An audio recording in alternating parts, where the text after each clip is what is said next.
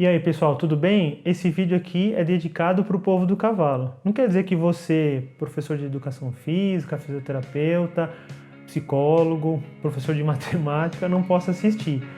Mas eu, como professor de equitação, né, como atleta do hipismo, já há mais de 20 anos, estou aqui para defender o meu peixe.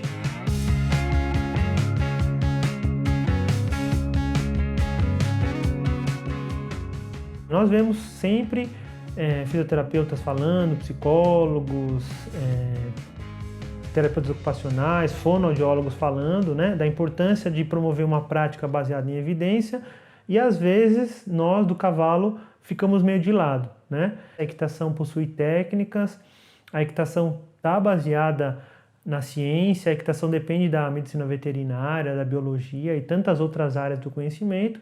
E hoje eu vou comentar sobre os 10 princípios fundamentais das ciências da equitação.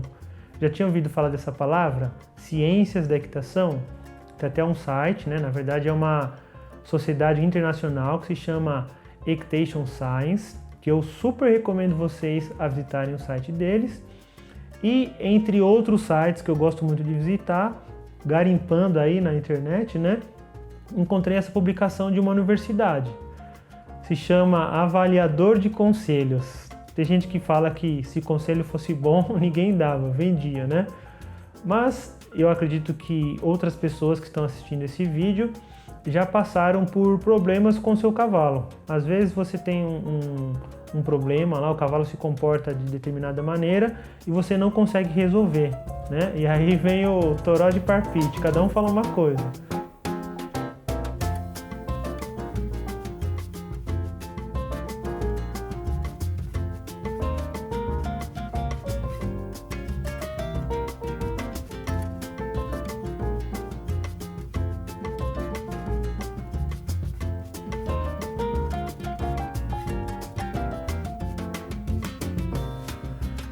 Então, esse fluxograma, ele te dá assim um passo a passo para você avaliar essa técnica, avaliar esse conselho, avaliar o treinamento, tá? Sob a ótica da ciência da equitação. São 10 princípios que nós devemos seguir e esse fluxograma pega desde o começo, né? Ele fala assim, ó, recebi o conselho, o que eu vou fazer? É o que nós vamos ver daqui para frente. Vamos ler juntos então esse fluxograma? Bom, o fluxograma ele é um caminho, tá? É uma representação gráfica e aí para cada pergunta você tem duas respostas, sim ou não. Todas as respostas a esse princípio aqui que vão para o não, elas vão acabar terminando com pare com essa técnica, não empregue mais esse tipo de treinamento, tá? Mas vamos analisar cada um dos princípios para saber se a sua técnica, o seu treinamento ou o seu professor, o seu treinador, ele descreve uma técnica baseada na ciência da equitação. Se ele descrever alguma coisa diferente disso, não vou dizer que está certo ou que está errado, mas pode ser que ele esteja empregando um treinamento ou montando o teu cavalo, treinando o teu cavalo, a tua equipe, sem uma base científica. Princípio 1. A técnica é segura de ser implementada? E a gente precisa lembrar que essa palavra segura vale tanto para o cavalo como para o ser humano.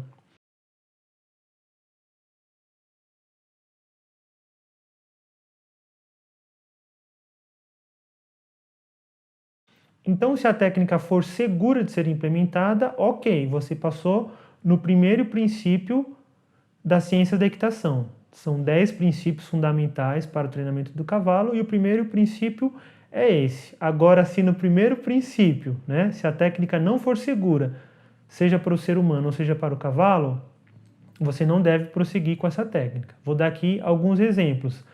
Técnicas que deixam o cavalo com muito medo, o cavalo querendo disparar, ou técnicas que o cavalo fica assim, vamos dizer, muito difícil de ser controlado, né? Colocando em risco tanto o cavalo, que pode se ferir, como o ser humano. Às vezes o cavalo vai se livrar de algum incômodo, acaba pisando na pessoa, em situações muito extremas, né? O cavalo pode até avançar para cima dessa pessoa, quando ele não tiver para onde fugir. Então, princípio 1, segurança, tanto para o ser humano como para o cavalo. Princípio 2, as necessidades do cavalo estão garantidas? necessidades de alimentação, física e comportamental.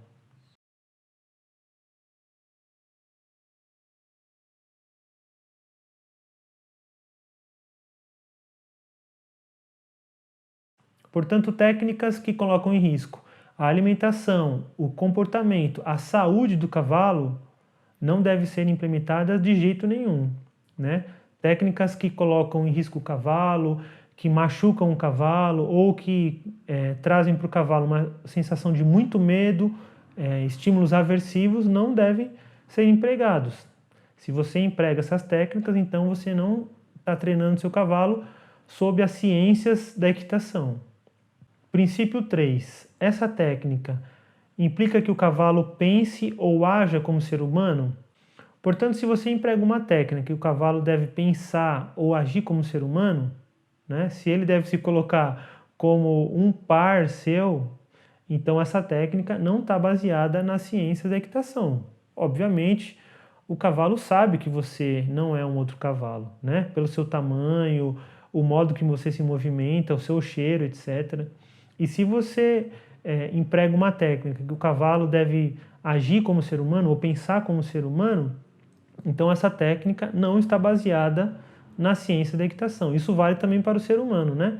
Se determinada técnica prega que o ser humano pode ser um cavalo, que pode ali estar no meio deles e se comunicar como se fosse um outro cavalo, então essa técnica também não está baseada na ciência da equitação. Princípio 4. Esta técnica leva em consideração como o cavalo está se sentindo nesse momento?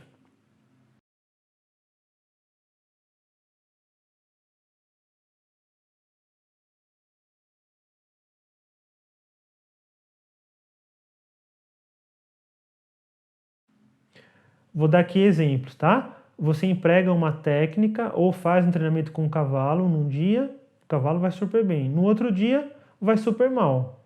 Se você levar em conta as ciências da equitação, você vai considerar como o cavalo se sente naquele momento e você vai interromper o treinamento. Se você não levar em conta as ciências da equitação, né, você vai prosseguir fazendo mal para o cavalo até que ele te entregue o resultado que você queria.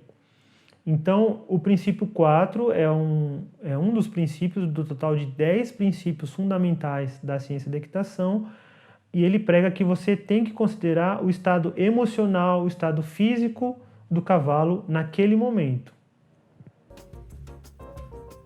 Princípio 5. O cavalo é forçado a enfrentar situações muito difíceis sem ter momentos de pausa? É mais ou menos assim, ó. Vamos fazer um treino de 10 tiros de 100 metros. Dou um tiro de 100 metros, respiro 15 segundos, outro tiro. Não pode fazer isso, né?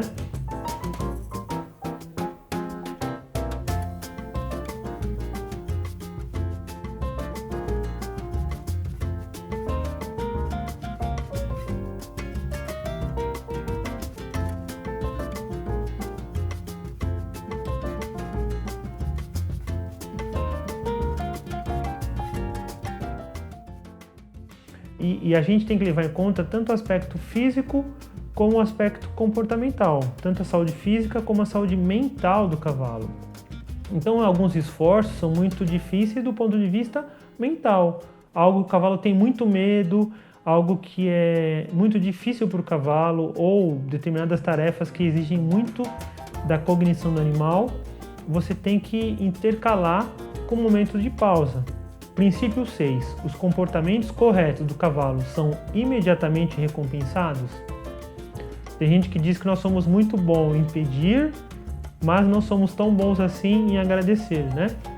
Isso vale também para o cavalo. Estamos falando aqui de 10 princípios fundamentais da ciência da equitação. Portanto, se você quer desenvolver uma equitação baseada em evidência, baseada na ciência, então você deve seguir esses 10 princípios. E por que a nossa recompensa tem que ser imediata?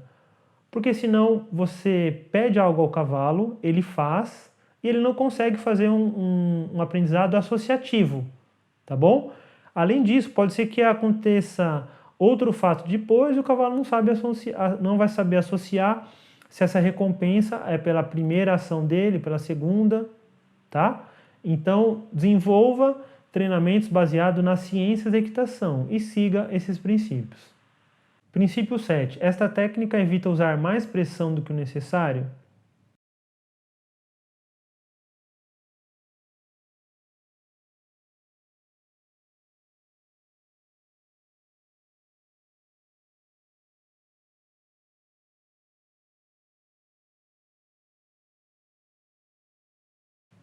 Mais ou menos assim, nós pedimos com educação ao cavalo, né? Primeiro nós pedimos com delicadeza, pedimos de uma maneira suave e aí, quando necessário, nós aumentamos um pouquinho mais a pressão. Lembrando que essa técnica de alívio e pressão é uma das faces, né? É uma das possibilidades do condicionamento operante. Existem N maneiras, N métodos de treinamento, mas infelizmente a gente sempre escuta falar de treinamento de cavalos com uso de alívio e pressão. Princípio 8. Esta técnica divide o aprendizado em passos pequenos, sequenciais, que irão formar um hábito? Parece óbvio, né? Mas o óbvio não existe. Talvez a gente peça algo a cavalo, uma tarefa complexa, e a gente sai do 0 e vai para o 100. Ou a gente quer, transportando isso para o nosso cotidiano, né? Seria mais ou menos assim. A criança pega a caneta no primeiro dia, pega o lápis, segura, eu já quero que ela escreva em letra de mão. Não dá, em letra corrida, né? Então, cada tarefa nós devemos desdobrá-la para o cavalo em etapas, fazendo etapas simples, muita repetição, né? Propondo ao cavalo sequências, tá? E aí aquilo vira um hábito. Isso é o que dizem os 10 princípios fundamentais da ciência da equitação. Princípio 9. Essa técnica ou conselho dá ao cavalo sinais ou ajudas claras e distinguíveis umas das outras? Essa é uma cena que eu vejo constantemente quando eu vou dar aulas, quando eu vou dar cursos. Eu peço assim, põe o cavalo ao trote, a pessoa faz, põe o cavalo ao galope, mesma coisa, né? Então, se você faz isso com o seu cavalo, você não dá sinais claros e distinguíveis.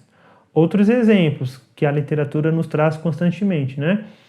Você, para parar, puxa a rédea. E aí o cavalo está meio devagar, ou você monta um cavalo que é um pouquinho mais tranquilo, né? Você vai pedir para que o cavalo aumente a andadura e aí você usa a perna e puxa a rédea. Quer dizer, não são ajudas claras e distinguíveis, porque você tem uma mesma ajuda ou o mesmo sinal para duas tarefas distintas. Vai ficar confuso para o cavalo. Princípio 10. Esta técnica ou conselho exige o uso de força, incômodos ou pressões incessantes, ou ainda estímulos aversivos. Então, se você emprega técnicas que deixam o cavalo naquele estado de medo, né, que parece que o olho vai saltar, o cavalo está com a respiração ofegante, tentando fugir, estímulos aversivos, uma pressão incessante de medo, e essa técnica ou esse método que você emprega não está baseado nos 10 princípios fundamentais da ciência da equitação. Você não está empregando um método que tem uma base científica.